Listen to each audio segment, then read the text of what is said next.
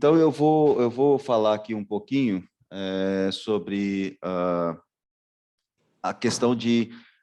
quando a gente fala em métricas, né, de carbono, a gente tem várias formas de se avaliar, né, medidas de carbono. Eu vou falar aqui um pouco de avaliação de ciclo de vida. A avaliação de ciclo de vida é a forma que a gente usa tradicionalmente e está aí muito conhecido popularmente como pegada de carbono. Quando a gente traduz pegada de carbono, né, isso vem dessa metodologia da avaliação de ciclo de vida, tá? Que é, na verdade, uma contabilidade ambiental de todo o processo de produção de qualquer produto. Tá? E aqui eu vou falar como que a gente tem trabalhado e feito isso dentro de sistemas agropecuários. Tá? E aí nós temos uma série de desafios e uma série de oportunidades dentro desse ambiente tropical, dentro da agricultura tropical que nós temos trabalhado. Então, eu vou falar rapidamente um pouquinho sobre isso, alguns desafios da agricultura tropical, quando a gente está falando nessas oportunidades de crédito de carbono, de produtos de baixo carbono, de descarbonização de processos, né? E vou falar um pouquinho, então, sobre a pegada de carbono de alguns produtos brasileiros, né, que a gente tem trabalhado, ou da metodologia que a gente tem desenvolvido para fazer esse cálculo de pegada de carbono. Tá? Então, isso aqui eu acho que é conhecido, né, de todo mundo, né, que nós estamos numa faixa tropical do globo, onde, naturalmente, os nossos solos eles são ácidos e pobres em nutrientes e também com baixo teor natural de carbono, na sua grande maioria. Tá?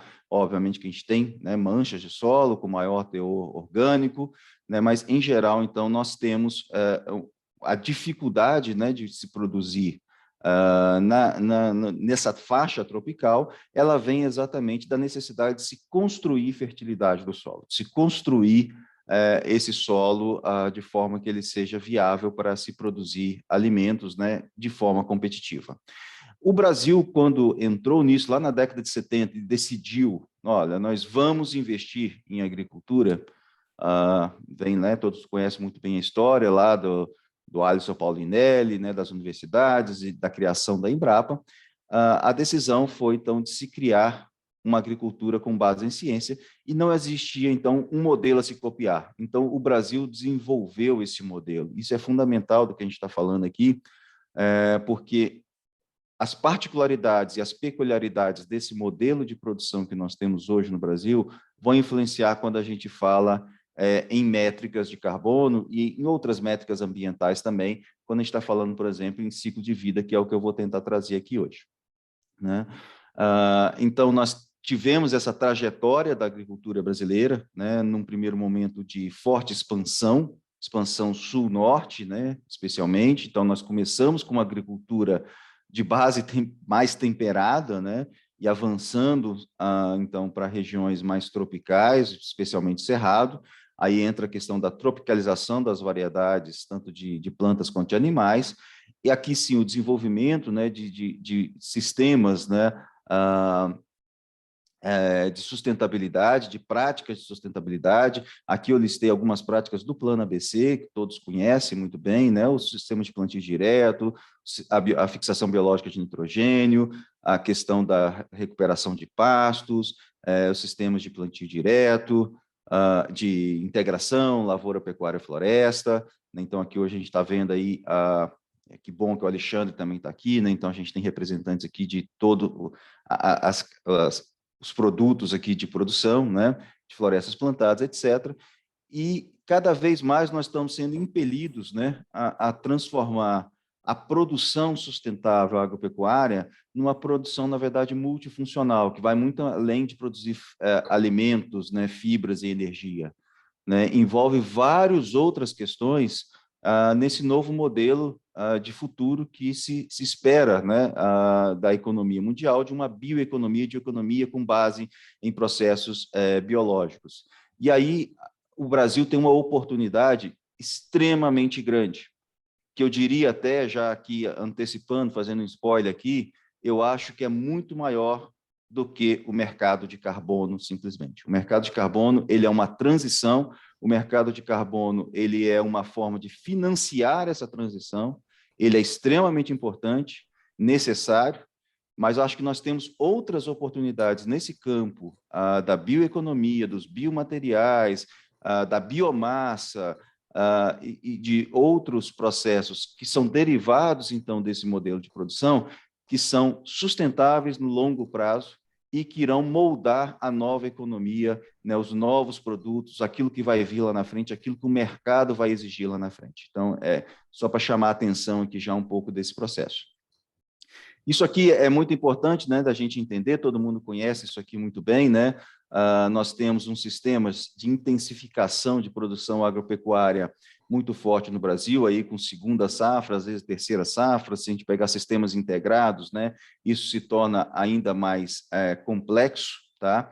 E isso daqui vai ter, essa dinâmica do processo de produção vai ter um efeito muito forte sobre essa questão da redução da pressão sobre novas áreas, da intensificação dos sistemas de produção e, obviamente, de como que a gente avalia sustentabilidade dentro desses processos de produção. Tá? Então, entender que a gente tem essas particularidades, ela é fundamental, né, para que a gente pense lá na frente em como medir isso, em como avaliar quais são os indicadores que a gente precisa para medir isso. Tá? Então, nós temos, né, isso aqui bem conhecido, né, de todo mundo, né, esses sistemas contínuos, com cobertura do solo contínua ao longo de todo o ano, tá? Óbvio que aqui eu estou falando, né, de um sistema como ele deve ser, né?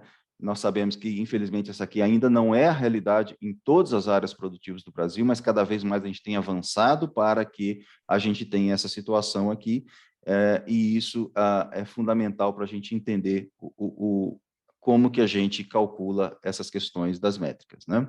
Então, aqui os sistemas integrados, também todo mundo já conhece muito bem. Bom, quando a gente fala, então, em pegada de carbono, ou em pegada ambiental de um determinado produto, por meio dessa avaliação de ciclo de vida, a gente está falando não só em carbono, a gente está falando, na verdade, em diferentes critérios de sustentabilidade, aonde o carbono, ou a pegada de carbono, né, ou a intensidade de carbono, que é o termo mais técnico, está sendo medida ao longo de todo o ciclo de produção de um determinado produto. Então, por exemplo, se eu produzo 1 tonelada de soja, quanto de emissões ou de balanço de emissões eu tenho para eu ter aquela tonelada de soja na porteira da fazenda? Tá?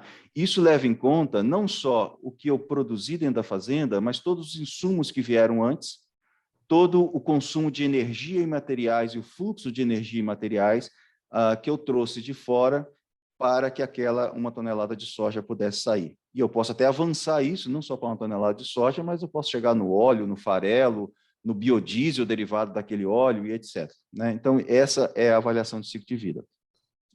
Quando a gente fala de um processo industrial, eu quero fazer a avaliação do ciclo de vida de um determinado, sei lá, de uma construção de um celular, de uma televisão, etc., eu tenho um processo industrial muito mais controlado.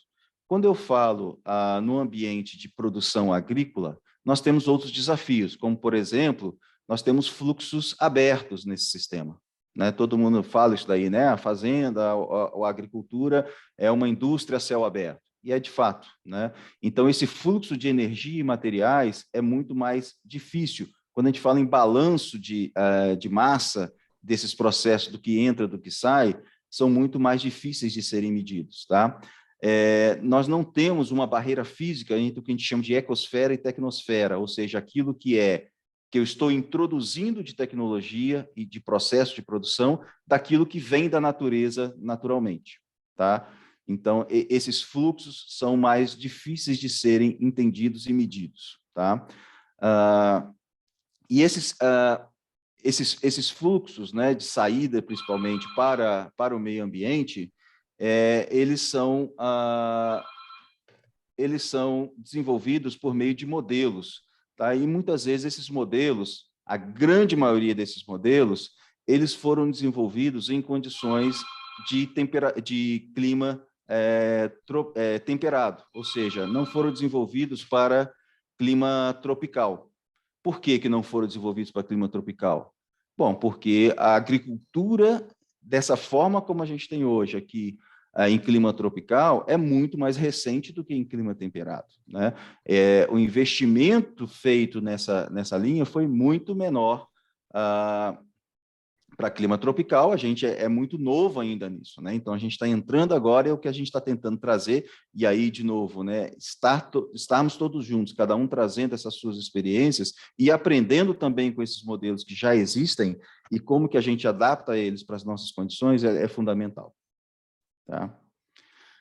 Bom, certamente, né, isso aqui já foi tratado em outras apresentações aqui, e também, certamente, o Cinírio deve trazer alguns elementos disso. Eu sei que o Ladislau apresentou também semana passada sobre a questão, né, do sequestro de carbono no solo. Eu só trouxe aqui para chamar a atenção, né, de alguns pontos que são importantes nisso daqui, né? Sem dúvida, o solo é um grande sumidouro, né, de carbono, é um local onde a gente pode acumular carbono, tá? Tem um grande potencial de sequestro, tá? É uma promessa, realmente, quando a gente está falando em mitigação de carbono, e a agricultura, então, pode fazer parte dessa solução, tá? Então, tudo isso aqui são pontos que todos conhecem, tá? Mas nós temos aí grandes desafios, e aqui eu queria chamar a atenção, na verdade, para uma questão aqui do manejo, o uso e manejo do solo, ou a mudança de uso da terra, ela é fundamental dentro desse processo. Tá? Então, nós podemos ter capacidade e condição de sequestrar muito carbono no solo, tá? Mas nós temos que olhar isso dentro de uma questão do que está chamando aqui, né, de Land Management Change ou de Land Use Change. São duas visões aqui, né, quando a gente está falando de uso do solo. Então, geralmente, a mudança, quando a gente fala em mudança de uso do solo, a gente está falando mais especificamente na expansão da agricultura, e quando a gente está falando em Land Management Change, a gente está falando de uso das terras, realmente, de como que a gente faz o manejo das nossas terras, quais as tecnologias que a gente usa, tá? E aí, obviamente, então, nós temos, né, várias rotas de entrada desse carbono no solo. Eu sei que aqui tem vários especialistas, eu não vou me meter a falar nisso daqui, né, que eu sei que tem muitos especialistas aqui, mas o que eu quero chamar a atenção aqui é que as nossas práticas, né, especialmente aqui, né, as nossas práticas do Plano ABC, do Plano ABC+, e outras, né, que estão aí disponíveis, elas são, sim, fontes, né, de introdução de carbono no solo, mas, de novo, isso depende de como que a gente faz esse manejo adequado. E aí nós temos grande desafio quando a gente está falando de estoque de carbono no solo. Esse aqui eu peguei emprestado do colega Cristiano, esses slides. A gente tem, a gente olhando assim, parece muito simples, né? Para medir estoque de carbono no solo, eu preciso ter dois tipos de amostra. Eu preciso medir o teor de carbono na amostra total e eu preciso medir a densidade do solo. Parece ser bastante simples, né? Mas, semana passada, o Dr. Ladislau já mostrou, né, a complexidade que tem, especialmente na medida da densidade do solo, e, além disso, eu chamo a atenção aqui para a variabilidade espacial desse carbono no solo, tanto uma variabilidade vertical, ao longo do perfil do solo, quanto horizontal na área, né, o que mostra aí uma variabilidade extremamente grande, que dificulta muito essa avaliação dos estoques de carbono em larga escala. Tá? Em função aí, obviamente que eu sei que tem vários grupos, né, desenvolvendo, o próprio Embrapa, a Embrapa Instrumentação, a Embrapa e várias outras unidades da Embrapa, assim como outras instituições e até instituições privadas, estão desenvolvendo mecanismos, processos para facilitar essa questão da amostragem, para facilitar, dar possibilidade para que isso seja escalonado, mas esse é um grande desafio que nós temos, né? E também, além da variabilidade espacial, nós temos a variabilidade temporal desse carbono.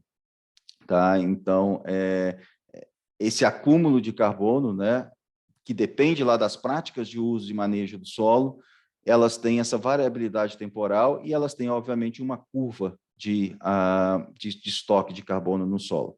Então, eu queria só chamar a atenção desses pontos aqui, quando a gente está falando de carbono do solo, pensando nessa questão lá de manejo do solo e de mudança de uso da terra. Bom, voltando então aqui, além dessa questão do solo, quando a gente fala em pegada de carbono, a gente está falando de todo o processo de produção. Então, a gente está falando de inventários de fluxos de materiais e de energia que entram e que saem, e aqui o nosso foco está em emissões de gás de efeito estufa, então a gente está falando, né, de CO2 equivalente, estamos falando em última instância de carbono, mas não só carbono, né, a gente está falando, na verdade, de gás de efeito estufa nesse processo, tá? Então, quando a gente está falando de redução de emissões na agricultura, de descarbonização de produtos ou de produtos de baixo carbono, tá? Nós temos aqui alguns desafios, especialmente no que a gente chama dos inventários de ciclo de vida, ou os inventários desses processos de produção, para que a gente possa, lá na frente, calcular a pegada de carbono. Aqui eu até queria fazer uma distinção bastante grande, né, que eu tenho visto que tem sido uma confusão bastante grande em alguns meios, quando a gente está falando de descarbonização, de produtos de baixo carbono, de agregação de valor à cadeia de produção e de crédito de carbono. Tá? São duas coisas distintas. Tá? Elas, obviamente, se conversam, né? Elas têm alguma interação, mas elas são coisas distintas. Eu posso ter um processo, e isso a gente já tem feito, e isso eu acho que tem um peso bastante importante da gente avançar muito em ter produtos de baixo carbono, produtos com pegada de carbono reduzida, produtos que ganham, então, em resiliência, em adaptação, e eu posso gerar até certificações para agregar valor a esse produto, e eu não estou vendendo crédito de carbono, eu estou vendendo soja, eu estou vendendo carne, eu estou vendendo produtos com essa característica de sustentabilidade, de baixa emissão de carbono, com uma pegada de carbono inferior à média de outros processos. O crédito de carbono ele vem de um excedente de carbono acumulado ou sequestrado no processo. Né? Então, é importante a gente separar essas duas coisas para que a gente não tenha essa confusão. Tá? E a gente tem ainda aqui no Brasil uma carência, né, da gente ter dados que nos permitam ter esses inventários de forma atualizada, que eu não estou falando do inventário nacional de emissões de gás de efeito estufa, não, tá? Das comunicações, não, que eu estou falando de inventários de processos de produção, de inventários de ciclo de vida. Tá? De forma sistematizada, óbvio, a gente tem uma dimensão continental, a gente tem diferentes biomas, a gente tem sistemas de produção os mais diversos possíveis, né? Tudo isso dificulta, por exemplo, a gente falar qual é a pegada de carbono da soja brasileira. Né? Depende, né, de qual soja a gente está falando, de qual processo de produção a gente está falando, como que foi produzido isso. Né? Então, todas essas dificuldades a gente ainda precisa superar, e a gente tem avançado muito nesse processo, né, de construir essas bases de dados, esses processos de informação, que vão nos permitir gerar informações fidedignas dos nossos produtos. Tá? E aí, obviamente, a gente pode estar falando a nível nacional, a gente pode estar falando de uma fazenda especificamente que queira fazer ou ter o seu processo desenhado, o seu processo feito e sua pegada de carbono calculada para que ele possa agregar valor ao seu produto. Tá? Para ajudar nesse processo, a gente tem desenvolvido algumas ferramentas na Embrapa, né? Então, aqui eu trouxe algumas ferramentas da Embrapa Meio Ambiente, né? Em parceria com vários colegas de outras unidades da Embrapa e de outras instituições, que nos ajudam, né, a ter esses dados. Esse daqui é um exemplo, nós desenvolvemos aqui uma forma de sistematizar esses inventários de ciclo de vida, de forma que a gente consegue coletar estes dados lá na ponta e transformar isso em inventários de ciclo de vida e transformar isso, em última medida, em cálculo, né, de pegada de carbono dos produtos. Eu não vou entrar aqui em detalhes técnicos, né, dessa ferramenta, ela tem uma certa complexidade, mas é importante, né, que quando a gente olha que tipo de dado de entrada é necessário e como que a gente usa esses dados, muitas vezes, na hora que a gente vai lá na ponta no produtor, a dificuldade, o produtor fala assim, não, eu não tenho essa informação. Então, o que a gente quer chamar a atenção aqui, ou não tem essa informação de forma sistematizada, né? O que a gente quer chamar a atenção aqui é a necessidade dos nossos produtores rurais, das associações, da SRB e de outras instituições começarem a passar essa mensagem para o produtor que sim, a gente precisa controlar os nossos insumos, a gente precisa saber a origem, a gente precisa saber fonte, a gente precisa saber as informações organizadas, porque é isso que vai nos permitir expressar a sustentabilidade do nosso produto, vai nos permitir avaliar e medir a sustentabilidade do nosso produto, tá? Então, aqui a gente precisa conhecer todos os insumos que entram, como que esses insumos são usados na agricultura, e, obviamente, que essa ferramenta ela vai buscar, além dos insumos de entrada, ela vai buscar outras informações que aí sim não estão no acesso normal, né, e o produtor não tem que conhecer, como, por exemplo, eu usei ureia, eu usei nitrato de amônia, eu usei algum fertilizante nitrogenado na minha produção de milho, por exemplo, tá? Ele não tem que saber como que essa ureia foi produzida, né? Mas nós temos como buscar esse inventário da produção da ureia, nós temos trabalhado nesses processos, e aí a gente tem bases de dados, como, por exemplo, aqui o EcoInvent, é uma base de dados que a gente tem, inclusive, feito muitos depósitos de inventários brasileiros nessa base que não existiam. O Brasil era pouquíssimo representado nessas bases de dados internacionais.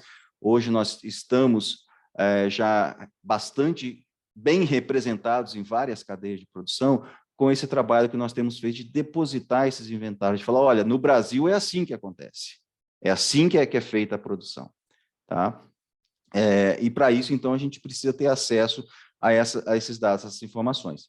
E, obviamente, tendo acesso a essas informações, nós vamos ter vários protocolos de como fazer essas contas para transformar insumo, energia utilizado, em informação de pegada de carbono.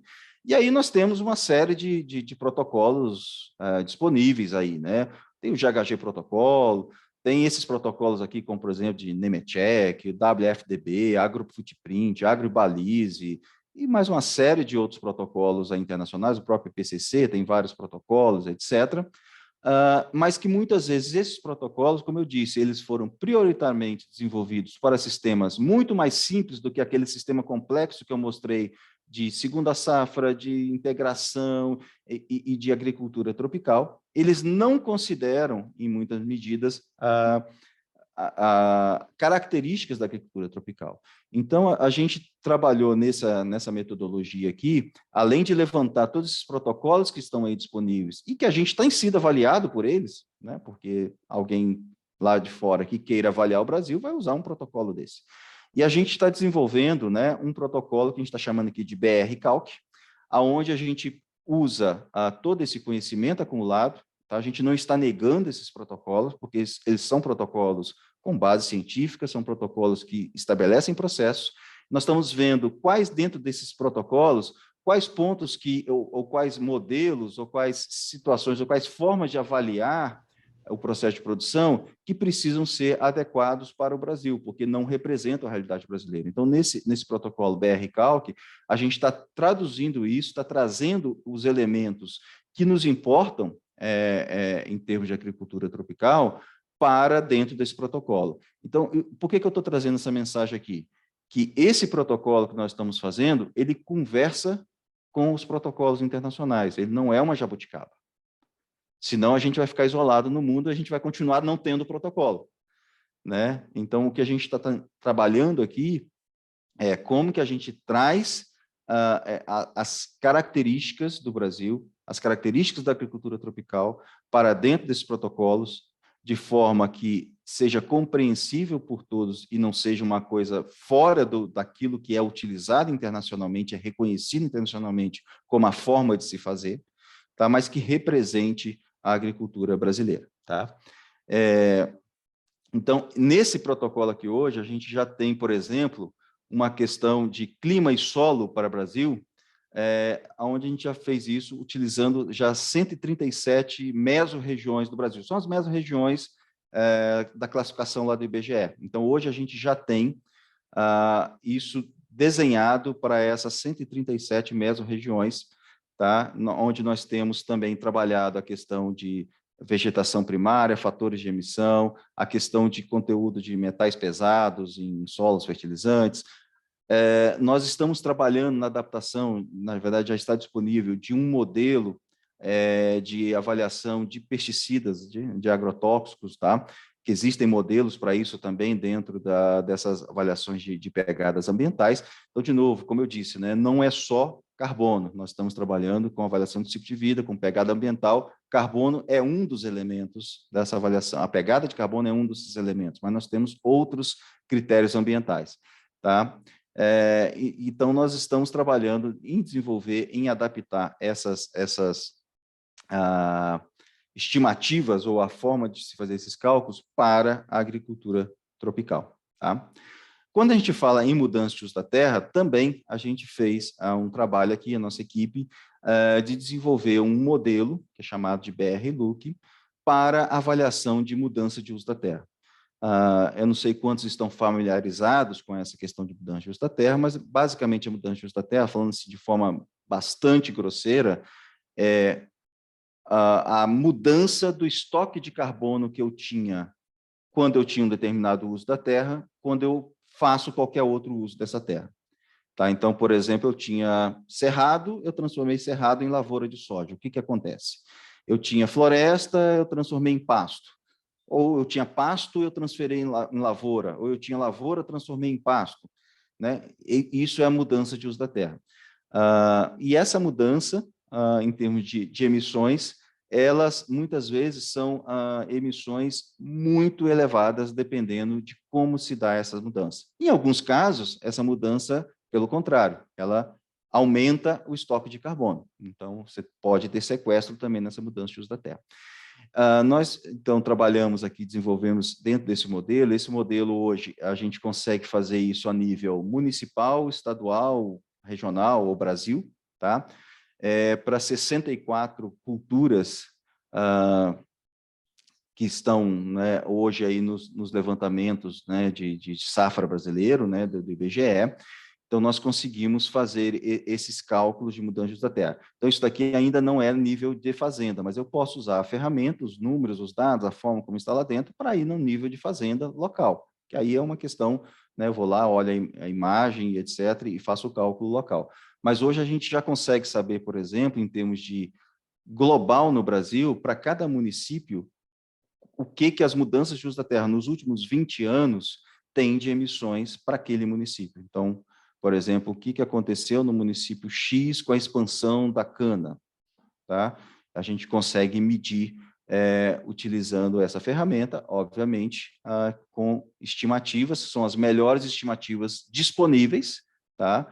Se você for local, não, mas na minha fazenda foi diferente. Sim, você vai ter, aí é um dado local, né? Mas em termos de pensando, né, em política pública, pensando em até mesmo em certificações de processos, né, essa aqui é uma ferramenta que já te dá, então, essa dimensão muito clara de que aonde estão acontecendo, como estão acontecendo, qual é o potencial de mudança de uso da terra em termos de expansão de agricultura, ou até mesmo em termos, por exemplo, para medir a avaliação, por exemplo, do Plano ABC e de outras políticas públicas, como o RenovaBio também, que foi citado aqui. Então, aqui são só algumas características, está disponível esse material, né? Hoje a gente consegue, então, fazer isso para todos os municípios do país, incluindo segunda safra, tá? Que é uma novidade, é uma característica importante, tá? Aqui tem alguns exemplos, né, de dados aqui, por exemplo, para soja, para milho, para cana, para pasto, né? Então, aqui, tanto emissão por hectare quanto emissão por tonelada de produto. Então, hoje a gente consegue fazer isso já com essa ferramenta aqui a nível municipal.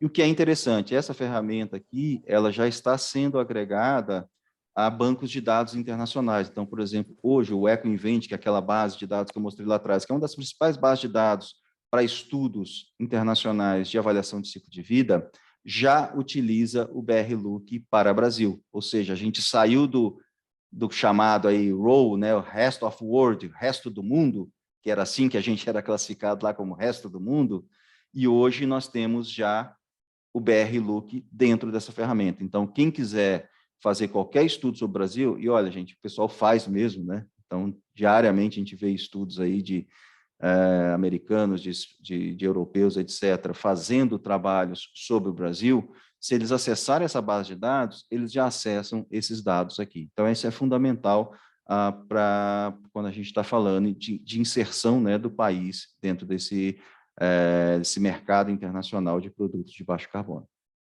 Tá? E com essa melhoria, então, que nós fizemos, aqui dá para ter uma noção, né, do impacto disso. Tá? Esse aqui em amarelinho, essas barras em amarelo, era o dado que tinha lá nesses modelos internacionais, por exemplo, para soja, para milho e para cana, aqui, esses 3 exemplos aqui. Esse aqui era o dado de qualquer pessoa que quisesse fazer um estudo sobre o Brasil, ia lá e falar assim, qual é a mudança de uso da terra para soja no Brasil? Tá? Era esse dado aqui que encontrar. Quando a gente fez esse trabalho e inserimos, né, aqui são 2 versões aqui, né, do programa, mas o vermelhinho aqui é o BR-Look, que está colocado lá já. Nós fizemos esse trabalho, vocês veem, então, que hoje esse daqui é o dado que vai estar acessível quando fala de Brasil para essas 3 culturas dentro dessa base de dados internacional. Né? Então, dá para notar bem aqui, né, o avanço que a gente teve, a melhoria que a gente teve em termos de qualidade da informação, usando essas ferramentas desenvolvidas com conhecimento, consciência da agricultura tropical. E a mesma coisa, isso daqui é um outro trabalho também que a gente fez, isso aqui está lá no FAO-STAT, que eles têm, a FAO, ela tem um indicador que eles chamam de cropping frequency, que é, na verdade, a taxa de área colhida sobre área plantada. Tá? Para o Brasil, os dados não estavam claros, e o que acontecia? Quando eles pegavam área colhida e área plantada, eles não consideravam segunda safra. Então, na verdade, cada área colhida era um novo hectare em uso. Isso jogava nosso crop frequency, ou essa frequência de cultivo do Brasil, muito para baixo. A gente fez esse trabalho junto com eles, né? E hoje, então, o nosso dado, né, de crop frequency está aqui em 1,26, ou seja, está acima de 1. Isso significa uma grande eficiência, enquanto a média, por exemplo, europeia, 0,8, a média americana, 0,6. Tá? Em termos, então, de frequência de uso da terra. Então, isso aqui mostra o papel, a importância da intensificação e a importância da gente medir isso corretamente para que a gente tenha esse dado de forma adequada, mostrado e colocado nesses fóruns internacionais. Tá? E aqui, usando todo esse conjunto, né, de conhecimento aqui que eu mostrei, isso daqui é um trabalho que a gente está fazendo junto com uma série de parceiros e financiado pela Bayer, desse projeto Procarbono. Semana passada, inclusive, o Dr. Ladislau mostrou, né, um pouco esse trabalho aqui. A gente fez o cálculo também da pegada de carbono num conjunto de produtores selecionados, né, produtores, então, que usam as melhores práticas, que usam todas essas tecnologias, né, recomendadas e etc. E aqui a gente tem, então, a comparação, né, de diferentes cálculos de pegada de carbono de soja, utilizando essas diferentes bases de dados internacionais e utilizando essas bases de dados desenvolvidas, então, com conhecimento e com a adequação à nossa realidade. Tá? Então, isso daqui, esse último quadrinho aqui que está em azul, vocês têm aqui Argentina, Estados Unidos, resto do mundo, né? Aqui nesse quadrinho laranja, nós temos para Brasil, tá? Nas bases de dados internacionais, ou seja, como a gente está sendo enxergado nessas bases de dados tradicionais. Tá?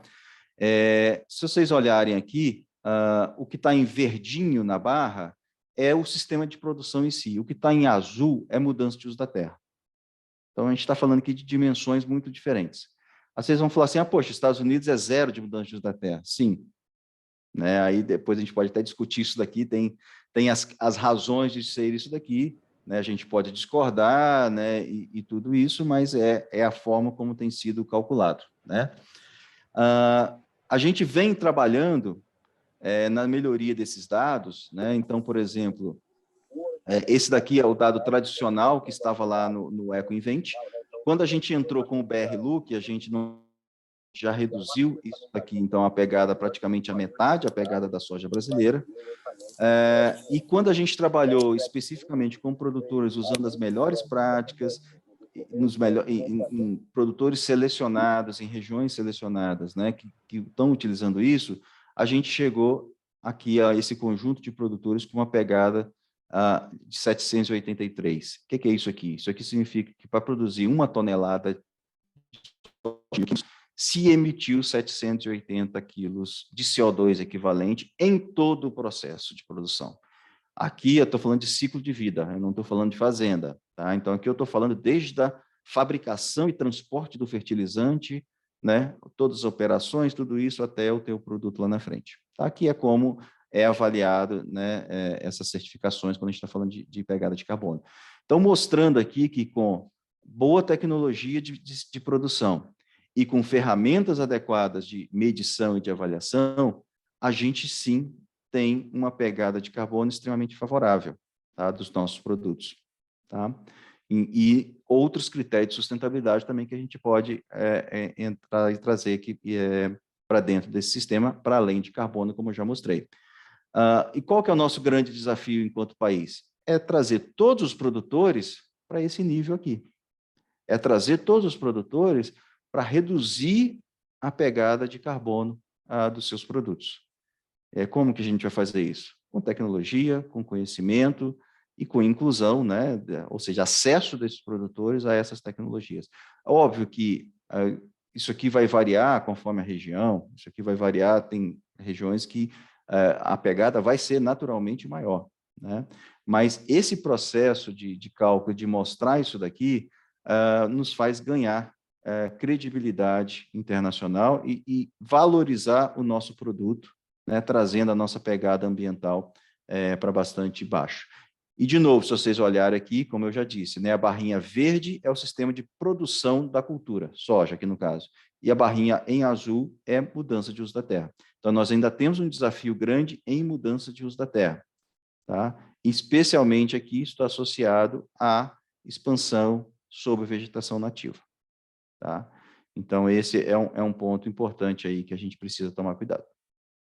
Aqui, já estou indo para o fim aqui, Marisa, eu não sei como está meu tempo, eu não controlei, desculpa, se puder me falar aí, se eu ainda tenho tempo.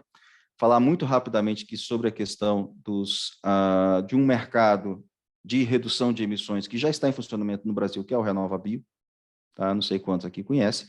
Ele é baseado nesse conjunto de metodologias que eu mostrei aqui, ele é baseado em avaliação de ciclo de vida, onde a gente compara a produção de biocombustíveis com a produção do combustível fóssil.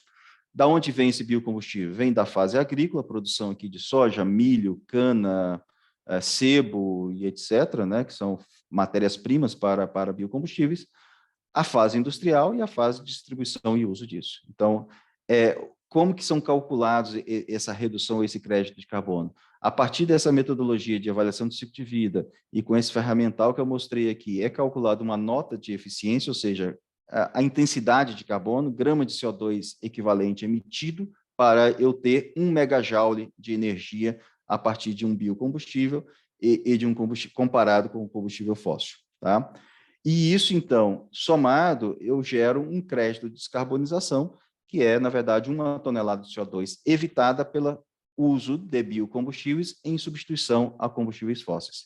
E aqui eu tenho uma característica que é muito importante, que é o que a gente chama de volume elegível, porque não adianta eu ter uma biomassa produzida, por exemplo, em área de desmatamento e querer gerar crédito de carbono com ela. Isso não tem nem lógica científica e nem reconhecimento internacional. Então, o RenovaBio, ele traz uma grande inovação, que é esses critérios de elegibilidade, ou seja, ele já coloca a questão de saber a origem da matéria-prima, de compliance com a legislação ambiental, tá?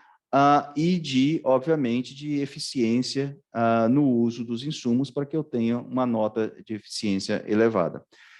Aqui são questões mais técnicas, que eu acho que eu não preciso entrar em detalhe, eu só queria chamar a atenção aqui. Então, nós temos aí um grande programa em funcionamento no país.